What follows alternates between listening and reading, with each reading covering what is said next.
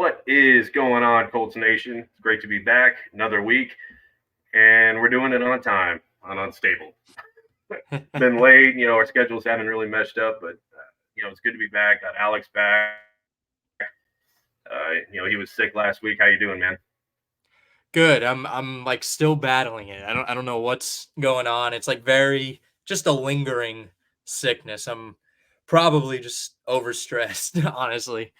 But that's I what it feel is. that. I just graduated college last Oh, hell Friday, yeah. so Right on, dude. yeah. Would you graduate in? Major in? Communications. So Right on, the most broad, easy topic I could figure for out. sure. Definitely helps out here. Yeah. Um, so we're still trying to grow. We're at 15 subs. Help us out. Let's try to cross that 25 mark. Um, tell your friends. We got Colts fans. This is the place to be. Drop some likes. Got to like. Oh, let's hit 15. That'd be nice. While you're at it, head over to CPN. Logo's up in the top corner. This AFC South show. And of course, head over to Chaotically Intolerant for Alex, founder, CEO, COO, the whole works. Yeah. Head over there, show them some love. So last week, it felt like an eternity ago. It's been pretty chaotic for me. A couple weeks ago, accident totaled my car, and I've been doctor's appointments, stuff like that. Of course, Alex under the weather, so we're trying to get everything out on time. This is the time to do it though. Really. This is the time to have all this stuff happen and not Yeah, have no shit. super consistent shows. Yeah, at least we're popping this one out on time. Yeah. And we're both here, so that's awesome. Hmm. I think in the last one I covered draft grades. Maybe that was the one before last. I don't remember. Everything's kind of a blur. So we're gonna, Alex didn't really get to put in his input. I tried to, I didn't want to put words in his mouth, so I'll kind of let him voice his opinion. We might have a little debate on here. Some great news coming out of the quarterback room. Little speculation on a lingering contract, and maybe look at the wide receiver room, how we think it stacks up. We're gonna do a new segment. Um, Maybe hopefully it'll catch on. Hopefully it'll be a hit. It'll be our highest and low, high and low. Being a Colts fan, hopefully do it every week. So that's what we got in store. We want to start the show off with some really good news. Anthony Richardson looks like he's got a complete, clean bill of health, which is really exciting and really fast. He was throwing. He looked sharp. I mean, it's practice, whatever. But he was throwing some really nice passes. And at the very end, I think the Colts posted up a hype video, and he mouthed, or I'm sure he said it out loud, but there was no audio to it. It's like, yes, that's what you want to see out of your second year quarterback. So Yeah. that was exciting. I know you're excited, Alex, about it. Of course. It's really good to see a Colts quarterback actually healthy. But I want to make sure he gets through August. No retirements, please. Good Lord, Oh, for please the no love of God. retirements. But seriously, I really beg. I'm probably the last time I'm going to harp on this until September. I really beg Shane Steichen and Chris Ballard, do not run him in unnecessary situations. There is absolutely no need to risk his shoulder again. I don't care about unlucky injuries. I don't care about that shit. Every injury is quote unlucky, right? Yeah. Like you're never aiming to get hurt. All right, it's all about percentages and running outside the pocket, running, inside of the hash marks is a lot higher of a percentage to get hurt in the NFL. That's just what it is. So his legs should be used to extend the plays, but he has enough poise to stay in the pocket. There's absolutely no reason for him to be outside of the pocket unless it is under his own volition to get out of the pocket and extend a play when necessary. Um, Peyton Manning, they should show him all Peyton Manning tape, how to go down when it's necessary, right? If there is absolutely no chance you're getting out of that pocket, just fucking hit the floor. Tom Brady, the roast of Tom Brady. Tom Brady's been all over Twitter over the past week. He knows when to hit the fucking floor. Yeah. Right? You do not want to take a shot from a guy who Aaron Donald not in the league anymore, from a guy who hits as hard as say Aaron Donald would hit. I mean, You know, just if you just look at that Texans defensive line, they got some beef up front. So Yeah. I second what you're saying, man. It's get rid of the ball, scramble if you have to, but those design runs up the middle, like that's not necessary. You got JT for a reason, man. Yeah. You have JT, you have speed and Adonai Mitchell now. I mean, you have speed everywhere. You have I mean, you have JT. Like I don't understand what you're paying your running back for if you're going to use your quarterback as a running back. He's a great option to maybe fool the defense a little bit, run to the outside and pitch, but that's pretty much it. If you're running a pitch play, or if you're running the option, it better be where Richardson is running to the sideline. Right? He's running outside of the hash marks, and he might try and pitch it inside of the hash marks to JT. The running back's literal purpose is to get beat up, is to run inside the hash marks and run with the offensive lineman. Why? I really don't want to harp on it all off season. There's no reason to, but if we're in September and Anthony Richardson is running up the middle in a week 2 game against the fucking Jaguars or against whoever, you know, some meaningless team, I'm going to be really fucking pissed. And there's nothing I can do about it. I like how you put the Jaguars in meaningless team. The meaningless team. Where are your rings? You have to have a Super Bowl ring for it to truly be meaningful, in my opinion. So the AFC South, the rest of it can shut up. I don't want to say that about the Texans. They are the team that scares me right now. They are the meaningful team. They don't have the bling, man. That's true. But Jair South got a trophy case of cobwebs. I don't want to hear shit. I mean, you really want to talk about the Colts rings? It's 2006. It's been a long time. That was George Bush. Saying, it's still a ring. I'm just saying, man. But I think there was another Zaire Franklin was in the news talking about CJ Stroud and all the shit CJ Stroud was talking about. Let's go back in the history of CJ Stroud versus the Colts. First game was a fucking blowout at home. Again, like we blew them out in Houston. You can say what you want, but we blew them out. We'll argue that it was a blowout. Like that game wasn't close.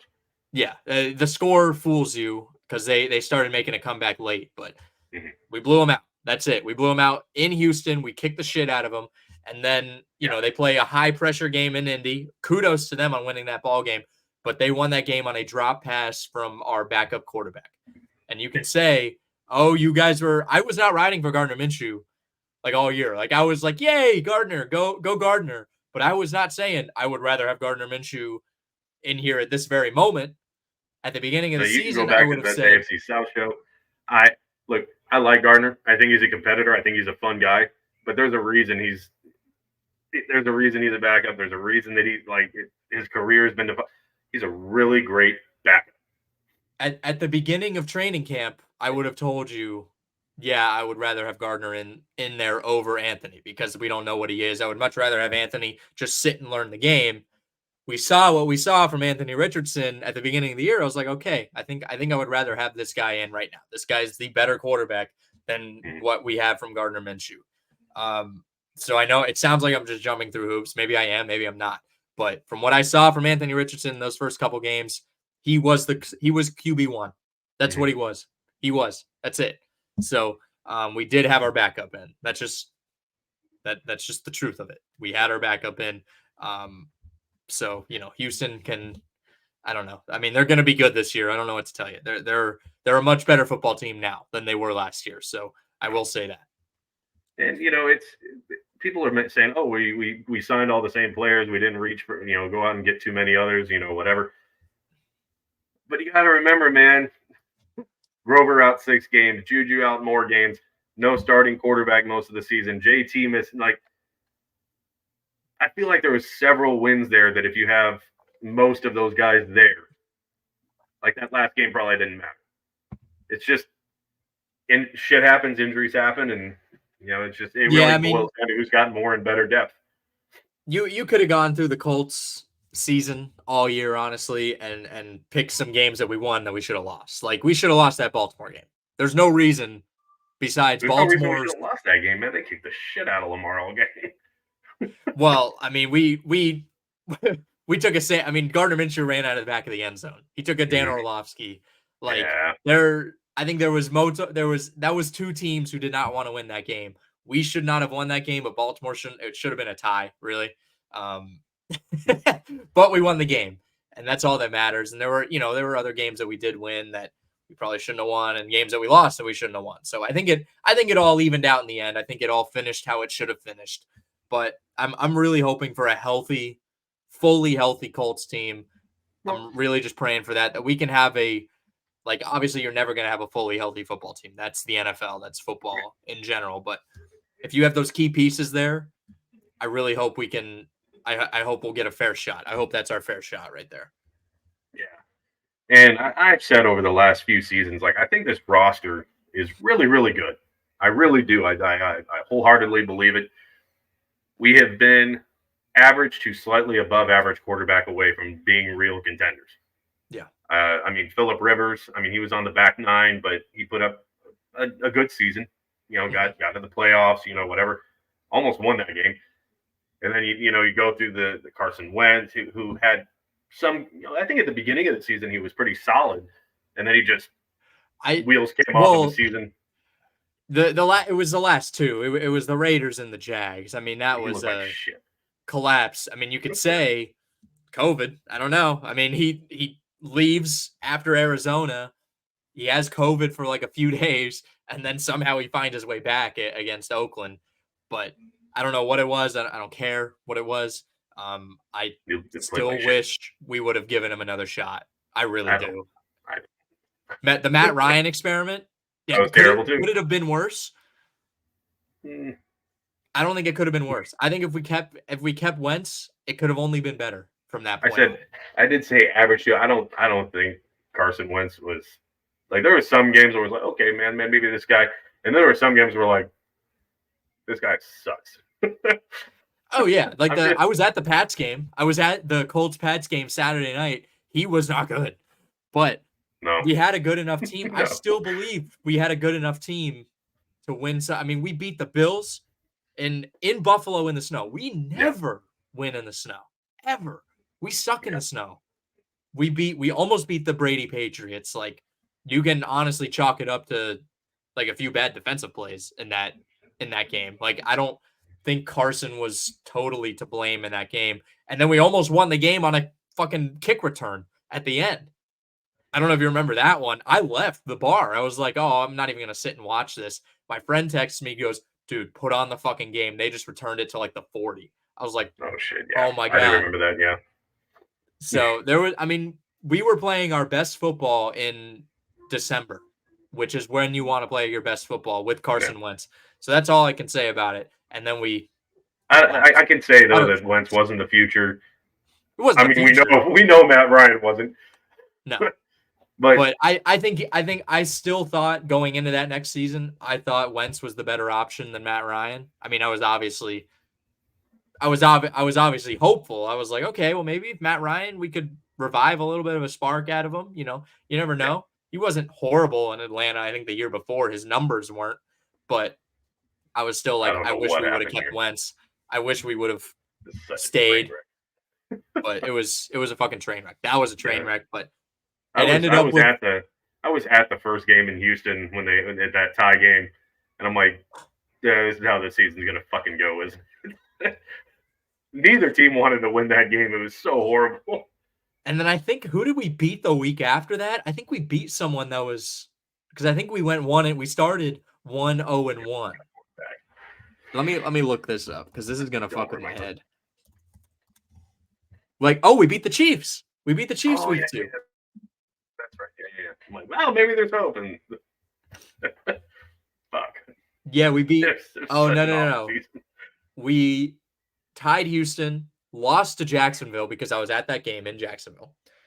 Beat Kansas City the next week, lost to Tennessee 24-17, and then we were 3-2-1. We beat Denver in that horrible Thursday night game. And then we beat Jacksonville on the Alec Pierce head top ball that like saved Frank Reich for another few games and basically saved Alec Pierce's career.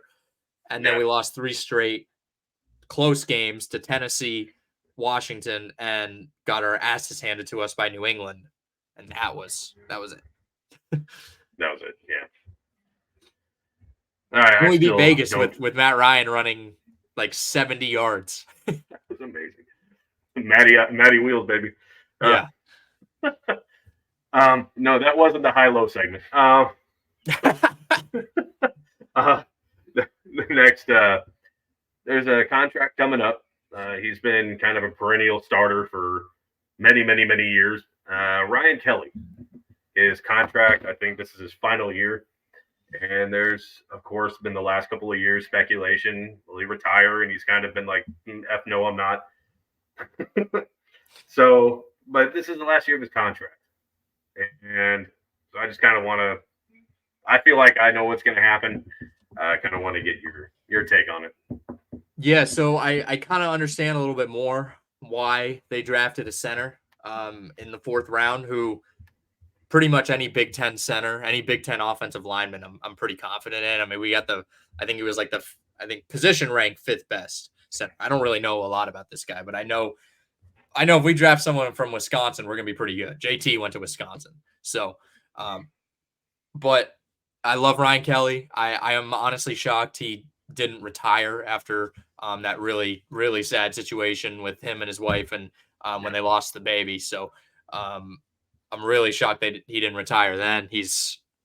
I think last year was really a revival year for him because the year before, 2022, was a horrible year, which also was probably pretty well understood after losing a baby. Like I think a lot of people now, they just think, oh, like next season everyone's brain resets. It's like whatever. You don't think about that shit, but the guy was probably going through a lot. He was clearly going through a lot of really hard emotions. So I was really glad to see him have a resurgence last year and really find his footing. And he's probably going to teach this kid Bortolone. I don't know. It's Italian center. Close enough, right? I hope he teaches this kid everything he knows. I'm really curious about what's going to happen this year. I think he's going to put everything he has in the tank into this season. And I hope that's honestly going to inspire a lot of the other guys to put everything they have in the tank left into this season. Any of those older guys. Yeah, for sure. I think this will probably be Ryan Kelly's last year as a Colt. Not that I don't like him. I mean, that's not the case at all. But it is the back end of it. He's getting up there. They did wind up having a kid. So he's got a family, and he's getting up there. And I mean, football age wise, he's getting up there. Yeah. But I could definitely see him, calling it quits, retiring a Colt. Yeah. If he doesn't want to, I'm not sure if the Colts extend him a season or two, especially after they just drafted a center. They might if they don't feel like that guy can replace him, but I just have a feeling this might be Ryan Kelly's last year as a Colt. Yeah. And I would guess by way of retirement, but how long has he been in the league now? Like 7-8 years? Yeah, something like that. I think it was when was he drafted? Was it a year or two after? Like, I can't remember. I think he was definitely the center with Luck for a while. Yeah, the singer. He was selected in the first round of the 2016. Yeah, 2016. So he's been 8 years. This will be his 8th season, if I'm not mistaken. Yeah, 19, 20. Yeah, this will be his 8th year. Ninth year. Ninth.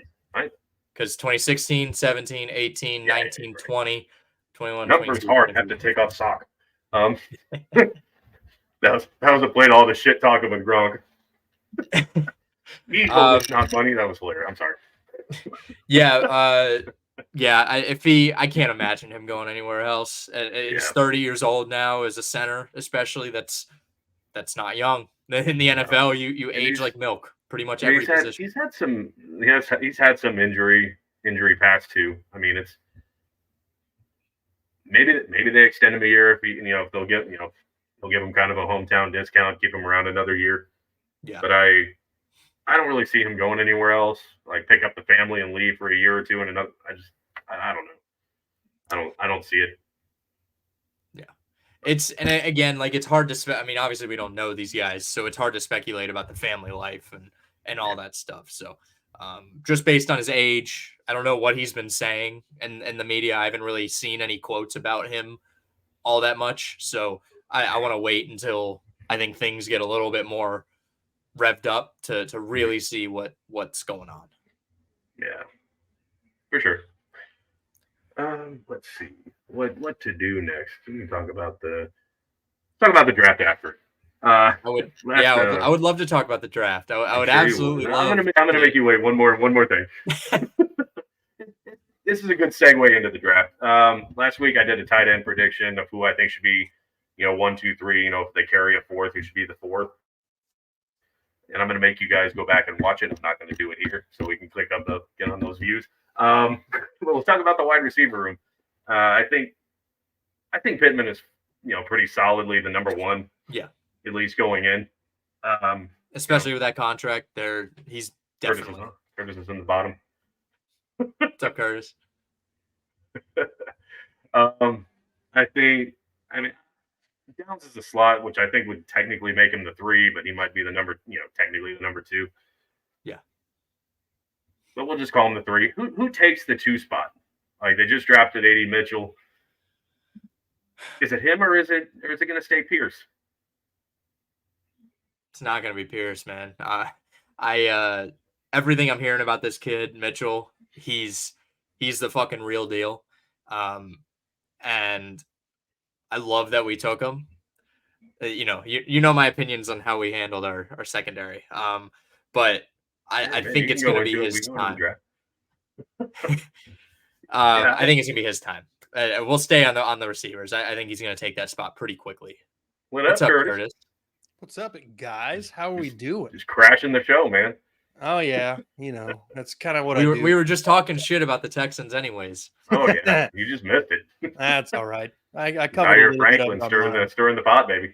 Yeah, that's all right. That's why I'm here. My ears were ringing, and I felt like I needed to come in here and diffuse the situation. Hit the like and subscribe button, folks. Hit the button. Do the thing. Hit the buttons. Just I heard JJ Watt's coming back. It's possible. He was interviewed and said that he's been training the same way he was back in the day. If the Texans need JJ Watt, something went terribly wrong. And I'm not saying that as a knock against Watt. I'm saying they have a lot of great tight end. He didn't catch now we're cooking with gas here. No, but realistically, if he comes back, I think D'Amico's going to call him probably at the end of training camp, if I'm being honest, and just be like, all right, come on. Is he gonna sit all season? Like, I can't imagine he would come back just to sit all season and get 5 snaps. I don't know if he'll sit all season. I think he would be, and I heard some people talking on the radio about this the other day.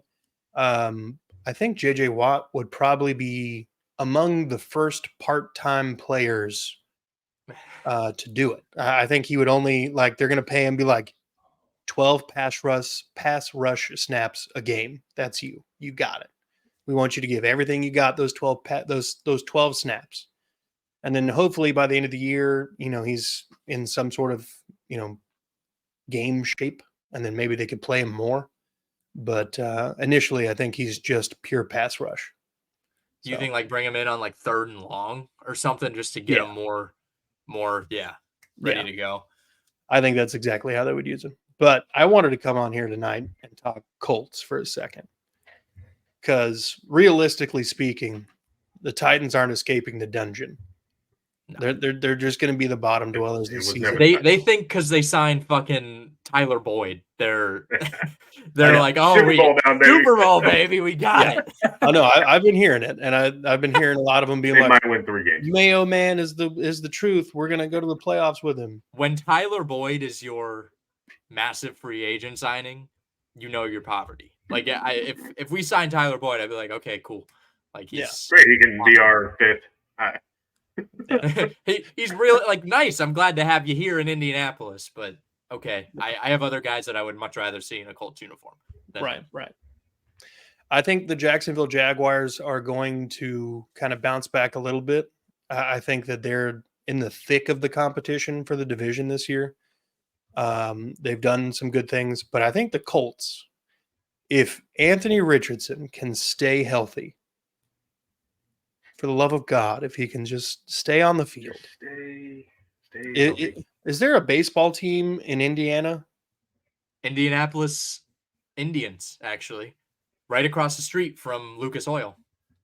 They're a minor league baseball team. I would that's where they tried to teach Andrew Luck to slide. They brought in a slip and slide. That's what I'm saying. We need to be doing that. We need to be showing AR the benefits of sliding and show him the play on repeat where Harold Landry tackled him from behind and caused the big injury. I said, say what you want about Lamar. The only times he's gotten hurt is when he's been in the pocket. Yeah. No, he's something I've never seen before. He is elusive. Like, he's not sliding. He just knows. It's literally like he has a time machine in his brain, and he's like, I know when to move to avoid this hit. It's something like, I don't even think we saw it. Maybe we saw it with Vic, like the elusiveness, but like the ability to avoid the big hit is insane. Like, I feel like I never see like a massive, just a fucking shot on Lamar, because he's always just like, oh, I'm out of the way every time. Oh man, that would frustrate me so much if I was playing against him.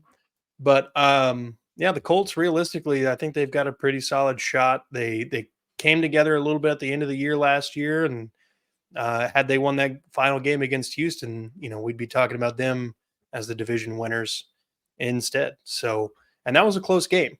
So I think the Colts are on the cusp of it, but it all comes down to if you want to see AR or Joe Flacco for most of the season. I think I told the audience winning us the Super Bowl, baby.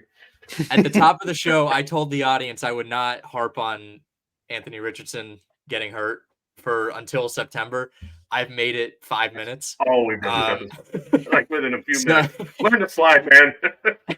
I said we covered that at the beginning of the episode. There is no reason for him to run inside the hash marks. There is absolutely zero reason. If you were going to run an option, like you're going to run the option play with him, you run it to the outside and he pitches it to JT inside the hash marks, or he takes it outside the hash marks and then fucking runs out of bounds. Get 5 yards. I don't care. I do not care. There is zero reason. He is poised in the pocket. He can stand there and be comfortable with a pocket collapsing around him. If you want to use your legs to extend the play, get the fuck outside. Run around to the outside. Or if you're running in the middle, go down. If you're running in the middle and you have daylight, go for 5, go down. Do not fight for a yard. I don't give a shit about a yard in week 2 against fucking Jacksonville, a meaningless team. I do not care. I do not care. Yeah. If you don't have a ring, you're meaningless. Yeah. Well, your guys' rings are old enough to drink, so still a ring. It's still a ring. It's still not college, baby. Yeah, they're not old enough to drink. 2000. It's crazy. 2006 is that's almost 18 years. Yeah, we're close. We're close to drinking. Is 2006 old enough? Is it old enough to consent? It's old enough to consent. It is. Our ring is old enough to consent. All right. Well, there you go. But yeah, so I think the Colts got a lot of things going for them. I like the AD Mitchell selection because I really, as an outsider, it always kind of felt like it was Michael Pittman and then everybody else. So I think AD Mitchell will be a good compliment. Pierce Downs is going to be. Yeah, Downs. Downs is going to be that next guy. Yeah, Downs, Mitchell, and Pittman, I think, are the top 3 there. And that's going to be a solid combo as long as AR stays healthy. But I'm going to hop off here, guys. It's always good to see you. It's always good to talk to you, fellas. Hit the like, subscribe button, folks. Unstable needs to catch 3rd and teal. And we're down by 75. 50. Oh, 60. Okay. We're down 60 subscribers, 70. Guys. Come on. So let's pump those numbers up. And y'all be good people. I'm out. Later, man. Later. Yeah, I think I made it 5 minutes without harping on. Didn't even make it 5 minutes. But that's a great segue into the draft. So, I love. It was a surprising 1st round pick. I loved it. I loved it. I think it's a phenomenal addition. I think it's a steal. At 15, you get the best of it. I love the pick. Yeah, I'm actually coming around on it. You know how I was. I'm draft night. We're always going to be overreactor. Not Mhm. overreactory. I don't know what the fucking word is right now, and off the top of my Making mind. shit up on unstable, baby. Yeah, overreactory. New word of the week. But I'm always gonna react. I'm way gonna overreact. But I'm happy with Latu now. Not super happy. Because Thrilled. the guy who he was medically retired 3 years ago, and he has the same neck surgeon as Peyton Manning. There has to be some sort of something there where it set off a little bit of alarms in Chris Ballard's mind. I understand he's taking a shot on the guy. I get it. But I mean, you're your cornerback. What the fuck? You take a cornerback in the 6th round? Why are you not okay, so let's take out the first round. Let's take out the first round completely. Why Well, are I you mean, not hold trading on. up to get That's Cooper part of the DeJean? point. That's part of the point. Why And are I we not talked about trading it. up to get Cooper DeJean in the second round? That I can argue with. That I can agree on. But we all know how important a pass rush is to a secondary. Like, they were great at sacks, but they were very inconsistent about it. Like, they got. Yeah. I feel like pressure rate is more important than sacks. Like, and the Colts were almost in the bottom of the league in that. Like, not last, but pretty close to it. Whether you can say it's a scheme of Gus Bradley or whatever, but I think dude, that's a huge boost, man. I don't know. Like, he's So best defender into the draft. Like, yeah, I love it. I'll give the first round pick. Let's take the edge. It's fine. He's a good talent. He's a great talent. He's awesome. I'm worried about the injuries. I don't like fucking around with injuries, especially PTSD It can from happen Luck, to anybody, man. more than anything. Yeah, but when you're knowingly investing into this guy, you already know he has the issues. It's not like these just come up. Like, you have to have some sort of. But anyways, he's a great I see talent. 2 years of health, and that's what I see. He's a Two very productive talent. years. He's a great talent, fantastic talent. So you're gonna take a chance on him. That's fine. I'm okay with that. It's not something I would personally do, but I hope he works out. He seems like everything they've talked about. He seems like a hard work ethic kid. Whatever. Then you go to the second round. Mitchell, great pick. He's fucking fantastic. I think we traded back, right? Did we trade back? Yeah, like we traded 6. We were at 46, traded to 52, added a couple fifths out of it. I mean, so DeJean and Kool-Aid went back to back, 40 and 41. I don't know where we would have been. I think, where would we have been? What do you mean? What before we traded back? Where were we? We were 46. at 46th. Mm-hmm. First off, I don't understand why we're not trading up to get Kool-Aid or DeJean. I mean, how the Eagles got the white Jesus of cornerbacks and the white Jesus of safeties in Blankenship is crazy to me. How are we allowing this to happen? Philadelphia owns white guys, which I know Philadelphia loves. Philadelphia's history of Philadelphia sports history. Their fans with race, not good at all. I don't understand why we're being so. We had one pick in the first round. We had one pick. Mm-hmm. Why are we being so just? We're just sitting back. We're like, oh, we're gonna fucking trade back. We're gonna take a great wide receiver. He's a great wide receiver. Our priorities should be on the defense more than anything. That's just where it should be. I don't give a shit about a cornerback from Marshall. I just don't. You have Cooper DeJean, who they're talking about as he was a top 15 pick to start the draft. Talent-wise, he had a small injury issue, I think, when it was his ankle. Maybe that's why he dropped. I don't know how he dropped, honestly. But you see him there in the second round, you say, I'm giving up my 5th and a 6th. We had 3 5th-round picks we could have given up. I Well, would we have didn't been have perfectly three initially. We had one and picked up the two by trading back. okay, we traded back. Yeah. Well, we had back. three because we traded back and got two. Yeah, but we still traded back. And they took great. They took two safeties. Fucking awesome. Jaylon and Jalen. Actually, we took Jaylon and Jalen. If Chris Ballard comes out and they're says converting to a linebacker though. yeah, but if Chris Ballard comes out and says we took them just for their names, I would be like, okay, I get it. I like the name, man. for the You never have enough for the chickens. laugh. For the laugh. I get it. I understand. And I actually respect it. But the fact that they could have traded up to get these guys is crazy to me. Like you look at all right, you have Lad McConkey out of Georgia with LA. You could have traded with them. Trade up one pick and said, "Hey, we're not taking anything offense. We want to take a defensive player here." I guarantee you they would have gladly traded up with you.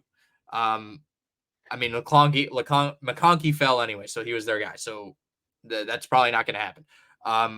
Or Aurora, who the fuck is this guy who out of Clemson who went to Atlanta?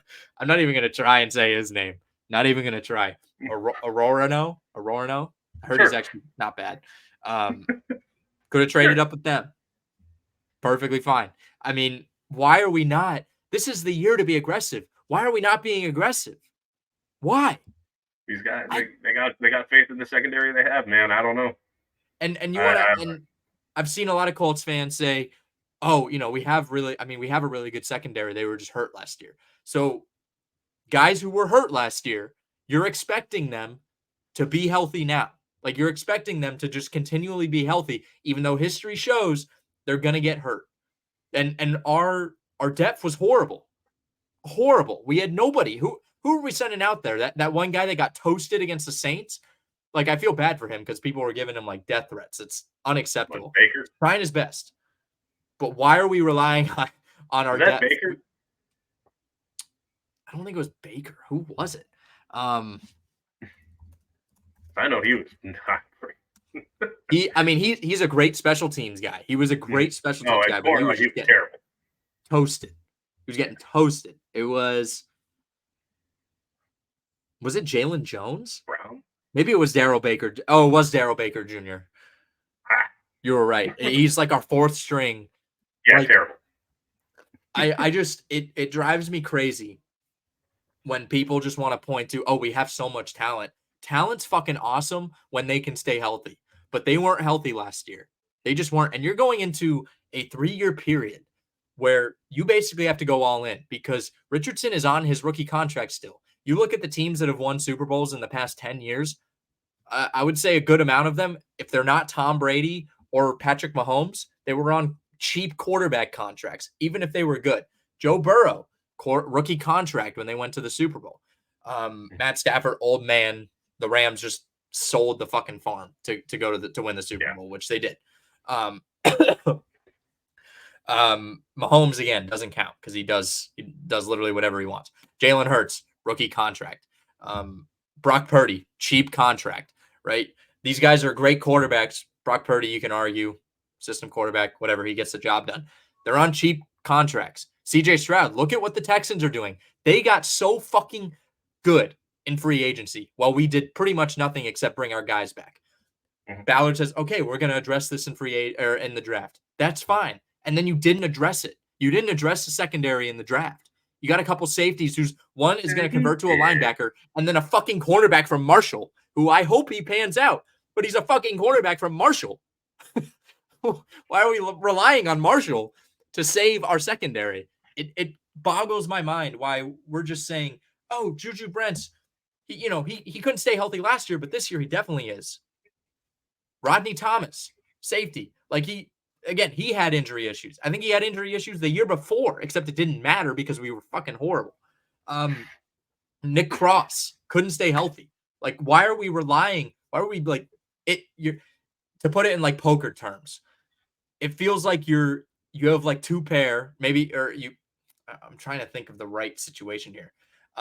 There's a straight on the board, or maybe a flush on the board, and you're going in all in with a straight. Like, of course, someone is going to have a flush. Like that, and there's 4 diamonds on the board. So all someone has to have is one fucking diamond in their hand, and you're going all in with a straight. You're probably going to get beat with 9 players in the game. I mean, it's just you're most likely going to get beat. Why are you not adding to your depth with a great fucking piece in Cooper DeJean? I would gladly trade up for whatever. I would gladly give away a 5th and a 6th round pick. I would gladly give away a 3rd round, a 2nd round pick next year to go all in this year for the next couple of years. That's what going all in is. This is Chris Ballard's job. Like, his job is on the line here. It really is. Like, you want to look at his resume, and I understand he's had a tough go of it. He's had quarterback after quarterback after quarterback. He's had Jim Irsay meddling in what's going on. Mhm. But the guy we haven't won an AFC South title since 2014. It's been 10 years. This will be 10 years since we won the AFC South. Yeah, that's it. His seat's got to be That's your smoldering resume, at this dude. point. But like, I don't know what to tell you. In their defense, like, again, Juju Brent stays healthy. Did he drop? He's not gonna be able to argue it. But I feel like, Juju Brent stays healthy, and Jalen Jones showed a lot of promise. They were both rookies. I love them. I think they'll do good. And he's back. We got to the stage. There we go. I don't know. Fell off, man. He unplugged his computer. But I feel like these rookies will take a step forward this season. I think they showed a lot of promise, but they were rookies. I mean, shit was going to happen. They were going to miss routes, whatever. I like him. I love Juju Brents. I think he'll do great. I don't think the secondary wasn't great, but again, neither was our pass rush last year. So I think bringing in lots, I think it'll make a big difference. I really do. I could be wrong in this, but yeah. I see a guy when you see a guy in Cooper DeJean who is, I think almost everyone has agreed he's going to be a pretty damn good corner. Like the most telling thing is that he's really fucking good at basketball. If you look at his high school basketball tapes, he's really good. And that's a part of like that skill. Some of that skill set can actually transfer over, being able to watch the hips, being able to move laterally along with back and forth. I don't know if I said that right. Horizontally, laterally and horizontally, being able to transfer those skills over, like that's a clear indication of being able to play at a higher level. And he also has the confidence. Like, you look at this guy, look at him talk, they asked him about, which is a crazy question. They were like, do you think you would beat Caitlin Clark in one-on-one? And everyone was like, they went to Iowa. That's it. That's the only relation they have. And he was like, yeah, I think I could. I don't know. Like, he kind of like, he has the confidence. He was like, I don't really want to answer this question, but he does have the confidence. And do they really think Stephon Gilmore is going to be good? Like, they're talking about maybe bringing him back. And who was the other one? There was another cornerback I think you mentioned. Do they think they're going to be good for the next 3 years? I got to look at the free agent. But either way, if you're talking about signing these old guys, are the Colts confident that these old guys are going to be good for the next 3 years? Because this is your window right here. Xavier Howard. Because from what I understand, Xavier Howard was struggling with injury, and he's older, so you're gonna have that. And when football players, like those last few years, they fucking take a dive. I mean, they dive off. So we could be looking at the end of Stephon Gilmore, Xavier Howard's career in the next 2 years, 3 years. So are you really gonna take a chance on those guys when you have this window?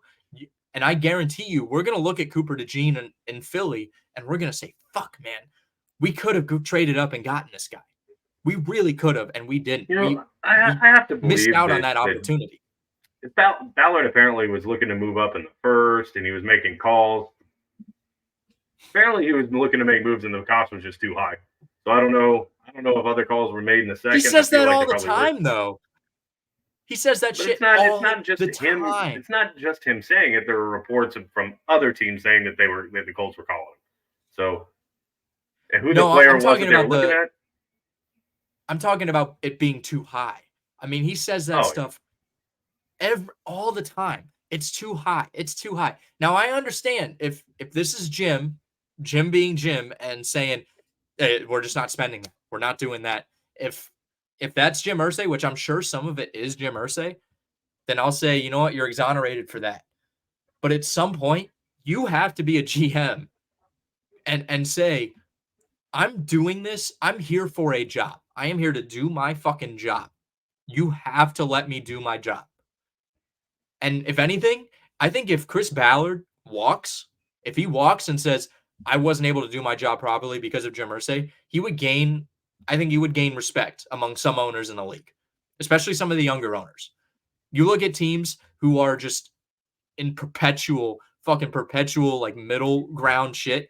And if Chris Ballard was able to do what he has done in the past few years, basically pull these teams up from really being fucking horrible, being like they shouldn't have done anything, to at least playing for a playoff spot in week 17, week 18, or making the playoffs like Phillip Rivers, that's an accomplishment in itself. We almost made the playoffs with Jacoby Brissett when Andrew Luck retired with 2 weeks to go, like to the regular season. So there's something to be said about that. And if Chris Ballard was really like, yeah, he's really fucking holding me back, he would walk. He would say, I'm done. I can't do this anymore. But there has to be something with Chris Ballard. That's what that's telling me. Now, again, owners are weird. Billionaires are weird. They're just weird fucking people, to say the least. So I don't know how much of my rant actually made sense. I'm sure there were some takes that'll get torn apart for, but I don't really care. I know what I feel. I know we should have addressed the cornerback situation a lot more than we did. You know, I feel like our starting corners are there. I really do. Like I'm high up on them. I saw that even if they lost in a route or lost in coverage, they never gave up on a play. I just feel like they're going to learn these routes. They're going to learn these receivers better. And they were rookies. It's like they're going to fuck up. They're not going to be, they're not. It wasn't going to be a perfect season for either one of them. I feel like they'll take a big step forward this year. I really do. And I kind of think that's where Steichen and Ballard's head was at. And like, you know what? Let's get this best defender who's an edge rusher. Let's get this, who we feel is one of the top receivers in the draft. I think that's where their head was at. Like, let's beef up that terrible pass rushing rate, and let's give AR some new toys. I think that's where their head was at. So. Again, I'm perfectly fine with taking Mitchell. I like Mitchell. I like what the Latu could bring to the team. My biggest beef is he didn't trade up. He didn't. It almost seemed like he didn't even make an effort to go and get another piece that could really transform this team. Like, I don't think any Colts fan, like Cooper DeJean, would transform the defense. If he is what we think he is, he would transform the defense, in my opinion. And he also pushes those young guys.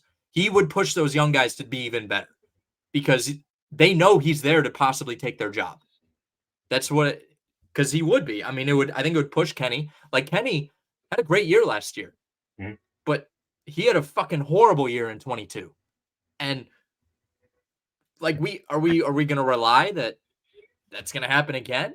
Or are we expecting that he's going to have another great year? I mean, we don't know.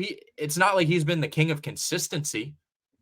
If Kenny was consistent, if he was good for his entire career, or maybe he was bad, okay, like he was climbing the ladder, I would say sure, that's awesome.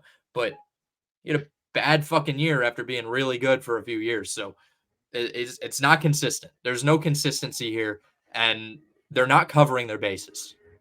That's my biggest issue. And when you have a team that's ready to win now with Richardson, you have to cover your bases. It's not smart, in my opinion. It's just not smart. I would be covering my bases here. I can agree with that. I mean, it would have been nice to see them move up and still, move, or I guess pick up an extra second to do it. Yeah. That'd have been cool. Like, second round picks are valuable. Those are valuable guys. Like, think about the second round picks we've had in the past that have worked out, that are on this team right now. Yeah. Michael Pittman Jr., Jonathan Taylor. Mm-hmm. Like, if that's right? Pittman was in the second Yeah, round. they were both second. Yeah. Yeah, and I think we got him the same year, or was it year after year? I think I think they took him like 2 picks apart or something like that. Like he took Pittman, then moved back up in the second and grabbed Jonathan Taylor. So we do really, really good, but and history shows we've done pretty damn good with second round picks. Was when was Leonard picked? Was he a third round pick? I think so. I think he was a third round pick. He was a second round. He was a second round pick too. Oh shit! I thought he was third. When was Zaire picked? That was like a 7th rounder. I think he was definitely later. He might have been undrafted.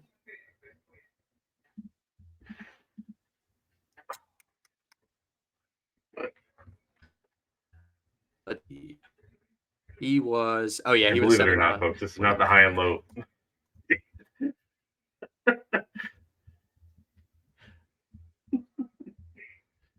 It's definitely some. I mean, there's like fair. Oh yeah, Kenny was undrafted. So.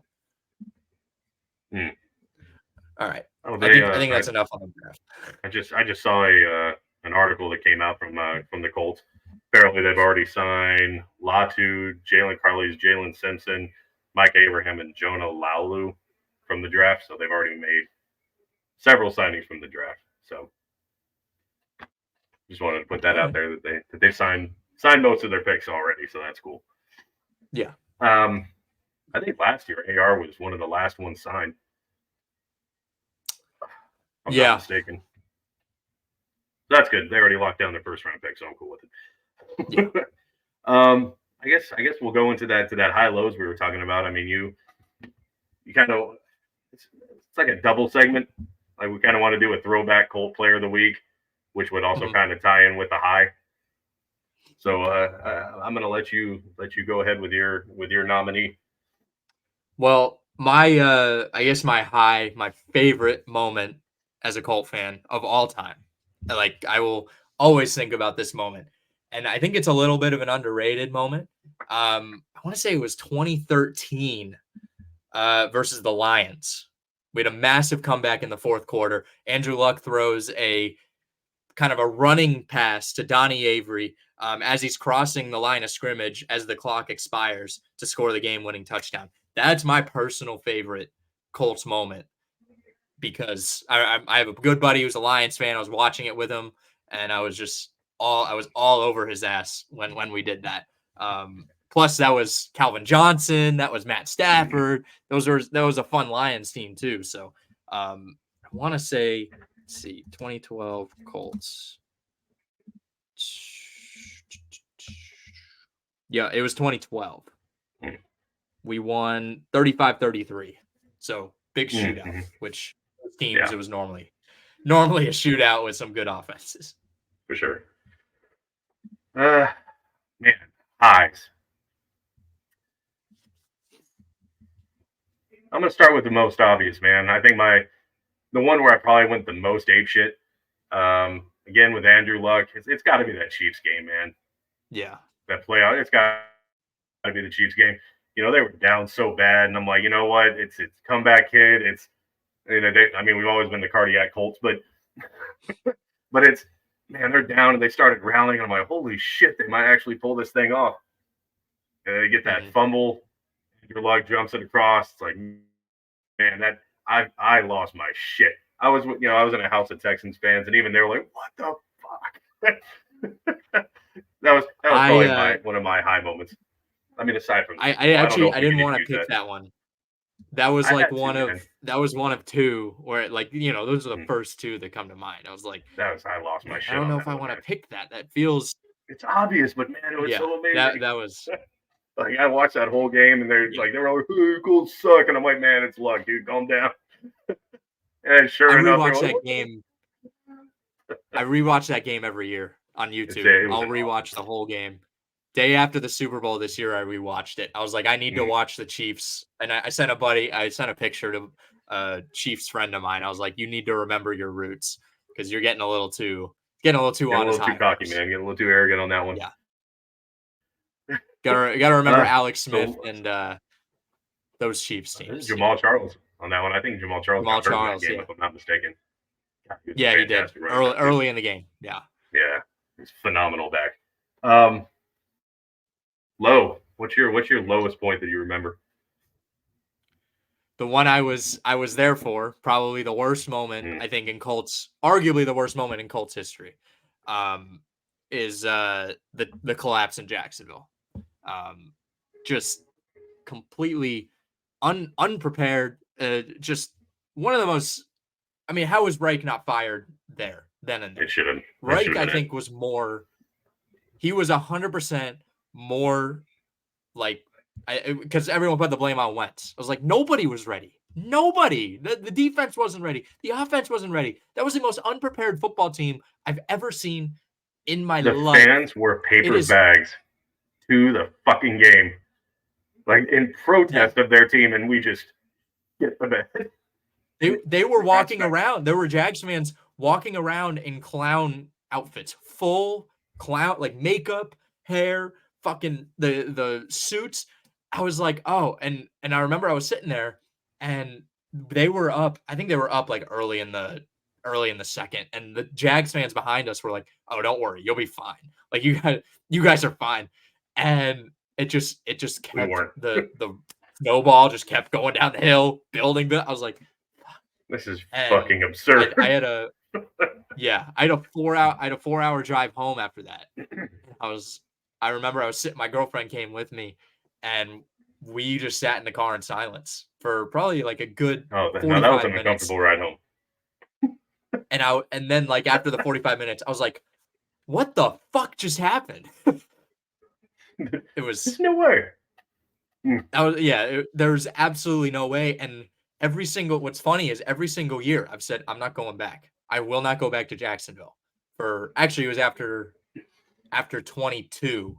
I said, I will never go back because we got our asses kicked in the rain in Jacksonville. Last year, someone gave me tickets and I was like, okay, I'll go, like whatever. And then we lose again. And now Curtis wants to send me to Jacksonville. I'm like, I can't not get free tickets. What the fuck is going on? I'm going to describe this moment in detail. I'm not going to say the year. I will say it was against the Steelers. I believe it was Jerome Bettis' last season. Oh, I can already tell. And the Colts, it was a heartbreaking game. And Jerome Bettis pops it up at the 1, trying to punch it into the end zone. I'm like, dude, we've got a fucking chance. They returned it. Roethlisberger tripped up the returner. I think they brought it out to like the 40 something. And okay, it's Peyton Manning. Like, let's fucking do this. Let's go. Drives it downfield, gets it in range, and I'm like, holy shit, they're gonna tie this game. Like, it's like they're fucking up Bettis's, final season. And Vanderjagt trots out and shanks the living fuck out of the ball. There was no shot that ball was even coming close. It was the worst kick I've ever seen. And I hated the announcers. I knew they were fucking it up. Like, they're like, oh, he picked 96% this year. He's the most accurate kick. Like, all they talked about for 5 straight minutes was how accurate the sumbitch was. And I'm like, he's going to fuck this up. And did he have, like, was he wearing a kaleidoscope visor? Like, I don't know what he was doing. Did he have a visor like that was a kaleidoscope that you just can't see? Like, what? That will, I mean, shanked the dog shit out. Like, it wasn't touched. It wasn't like no one got their hand up. Like, it just shanked it. And as soon as he kicked field goals is very hard. It's very fucking hard. So, but that, oh my god, it was the worst thing I've ever seen in my life. He took off his helmet. He chucked it off his head. They called him a penalty on it for throwing his helmet off. Like, the whole thing was just like, I was sitting there just almost in tears. Like, are you freaking kidding me? Did they fumble on the next drive? Let me see. I thought that was the end of the game. Well, pretty much. I thought there was another, because I was watching, they did a documentary on that, like on that team, and there were like they had 2 chances to put the game away, and they fucked them both up. I thought it was at the end of the game. Like, I thought the Steelers were trying to end it, put it out of reach. They, he coughed up the ball, and I thought towards the end of the fourth that he shanked the shit out of it. And that was I don't know if Pittsburgh had another possession with it or not, but I feel like that was pretty much the end of the game right there, if I remember correctly. Yeah, it looks like it. Maybe I'm thinking of Oh my something god, else. I don't know. Like just so heartbreaking. Like, oh man, we got him the cop, we got the bus to go cop up, and then like it looked like me in golf, dude. Like, what the fuck? Look, okay, just a random story. Back when my brother was in high school, he was on the golf team. He wanted me to go play with it. Like I'd never really golfed before, but we went on a golf course just so I'd go with him. I get up there and I square my shot. Okay, and keep in mind this is the middle of summer in Texas. Like it hasn't rained in like 3 months. I'm out there on the golf course. I, whatever, line up my shot and I shank the piss out of it like Vanderjet. It clicks off a tree like 10 yards to the direct left of me. I don't even know how I did that. Hits the tree and bounces into the only fucking puddle on the entire golf course. I'm like, it looked like my golf shank. Oh my god, it was horrible. One of the worst things I've seen in football. I don't think Vanderjet came back for another year after that either. I think that was his last year. Yeah, I think he did he retire after that? Oh, Peyton Manning, I think, had a big influence on that. Didn't want him. He fucking hated Vanderjet. I think he had a couple of really bad misses before that. I know the Peyton Manning. He played one more year after that in 2006. Did he? With the Cowboys. Yeah. Oh, okay. Yeah, he was done in Indianapolis, and Manning hated his guts. Yeah, I always feel bad for those guys. I always feel bad for him. I mean, kicking is so fucking hard. It's such a mental pretzel to go under, too. But, like, bro, you get paid millions to kick a ball a few times a game, maybe. I can understand missing. I mean, it wasn't like a short field goal, but, dude, how did you fuck it up that bad? You were the most accurate kicker in the league that year. Like, how? That bad? He was in a movie. It was abysmal. Yeah. He was in a movie. It was called The Garbage Picking, Field Goal Kicking Philadelphia Phenomenon, where he was a stand-in during football scenes for Tony Danza as place kicker for the Eagles. Jesus. What? Okay. So that. Oh yeah, we want to do your throwback player. Another first segment. Throwback Colts of the week. I guess Chargers head coach now, Jim Harbaugh. I want to bring this to light because I feel like this team doesn't get a lot of love from Colts fans just because nobody really thinks about them. It was pre-Peyton. It was in the 90s, 80s and 90s were not kind to the Indianapolis Colts. So no one really thinks about him, but this Colts team, they really inspired the Cardiac Colt moniker, I guess. Let me look at their scores. I think they had, where are the games? Let's see. They had 1, 2, 3, 4, 5, 6, 7, 8, 9, 10, 11, 12, 13 games decided by one score. 13 of 16 games decided by one score, which is insane. They went 9-7. Now that Colts team, you could say, arguably, they could have won that Super Bowl that year. They lost on a Hail Mary to the Steelers, which any Colts fan, go look that up. It was originally called a catch at the end of the game on the Hail Mary, but thanks to goddamn instant replay, actually, no, I think they called it incomplete. They did call it incomplete. The refs made a great call. They made a great call. Damn, it was close. Kudos to the refs. But it was very close. Like, it was the Colts literally inches from the Super Bowl berth. Like, it was like barely. Bubby Brister. One of my favorite quarterback names, Bubby Brister. Steelers. Yeah, but they beat the Chiefs that year, and they upset pretty much everyone. They beat the Chiefs in the cold at Arrowhead 10-7. Which, again, like the Colts, they don't win games in the cold. Yeah, so I just want to highlight them a little bit. The 9-7. It looks like they won their final game to sneak into the playoffs 10-7 against the Pats. Nice. So, really good. I just wanted to highlight that a little bit. Plus, I love Nice. the blue face mask. I love the blue face mask. Yeah. Bring some of that back. Yeah. I'm definitely buying a Harbaugh jersey at some point in my life so I can have it. That'd be nice. The I know a lot of Colts fans Harbaugh. wanted him as the coach, but I think he wanted to stay out west. But oh God, no. I've no interest. I mean, I guess at first I was a little bit like, oh, maybe this guy would be pretty cool, but no. I was thinking about something. A song is totally unrelated to the Colts, and I like that segment. Jim Harbaugh, this week's throwback player of the week. I like it. But I was on the drive home and I heard a song, and I hate it so much. So it got me wondering a question. And again, people in the comments, if there's two of you watching, go ahead and answer it.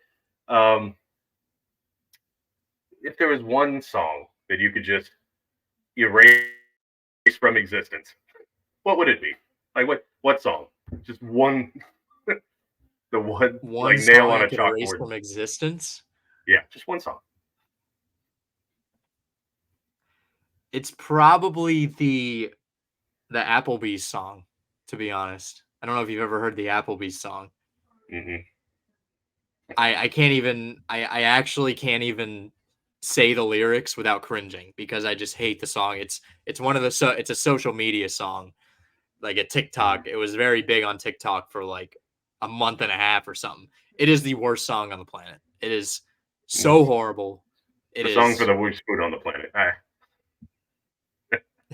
Hey, listen, Applebee's is the official grill and bar of the NFL now. So it's and they got dollar margaritas. Like they warm up banquet frozen dinners in college.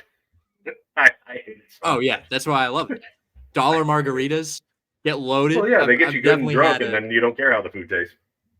Yeah, pretty much. So on my drive home, obviously I've been thinking about it, and this is a song I wish it's never needed to exist, and it's "Zombie" by the Cranberries. I get rid of it. It comes on the radio. We have the buzz here, and they play it all the time, and it's like, dude, it's terrible. Which is hi at the end, dude. I hate it so much. Zombie. It's so bad. I'm like, I know what it's about, but it's like, how can you have a song called "Zombie" and it'd be so awful? It's actually in The Office. I don't know if you've watched The Office, but a lot of people, if you have, you recognize that one of the characters, who's one of the most annoying characters, like most of the fandom hates him because he's so annoying. It's played by Ed Helms, and there's a scene where they're singing that song, and he always like joins in the music, and he started singing that song, and I was everyone is just like your ears are bleeding when you hear it. So it's just collectively ruined that song for me. Just nails on a chalkboard. I don't know if you've seen the Land of the Lost or whatever. Like they're clawing at the side of the bus, and like the nails are breaking back on the zombies. It's like that's that song to me, man. It's just that cringe. Like I gotta change to nothing, just dead air. I'd rather listen to static. I don't. That's my song. I don't know. Just a random thing. Get to know us better, the both of you. But we're at over an hour. If you're still watching, we appreciate it.